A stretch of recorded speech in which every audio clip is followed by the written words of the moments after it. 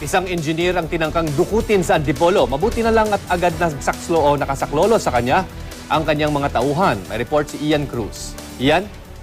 Yes, Chino, pasado alas 3:30 kaninang umaga nang harangin ng mga armadong kalalaki. Pawang nakabonet pa ang van ng isang inhinyero habang palabas ito sa isang subdivision sa barangay Dalig sa Antipolo. Akmaro babasagin ang salamin ng van gamit ang baril kaya napilitang buksan ng driver ang van ang nasabing ang pinto ng van.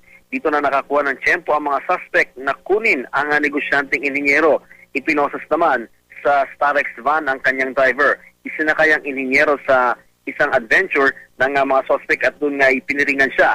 Wala nga kaaway daw ang inhinyero kaya maaring paghingi ng ransom ang pakay sa kanya. Pero Chino, nabanggit nga rin niya na narinig daw niya ang mga Visayan accent ng mga suspect na sinasabi daw sa kanya kakausapin lamang siya ng isang colonel. Kakaalis pa lang ng mga suspect nang dumating naman ang isang L300 FD kung saan sakay din ng mga tauhan ng inhinyero at matapos nga silang maimpormahan sa nangyari ay hinabol nila ang nasabing adventure.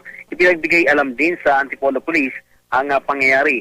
Sa katabing barangay San Isidro na naabutan ng mga tauhan ang sasakyan ng mga suspect. Pinutokan ng mga suspect ang mga mahabol na tauhan ng inhinyero. Tinamaan ng bala ng Armalite ang hita ng humahabol na driver ng L300.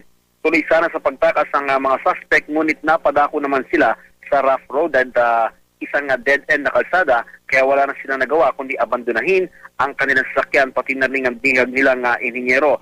Naiwan din Chino ang mga bala at matataas na kalibre ng baril ng mga suspect. Tinugis din ng mga pulis ang mga suspect subalit nakatakas daw ang mga ito. Tuloy naman ang investigasyon ng mga otoridad upang mabatid nga kung anong grupo ang tumangkang dumukot sa nasabing inhinyero. Chino? Maraming salamat, Ian Cruz.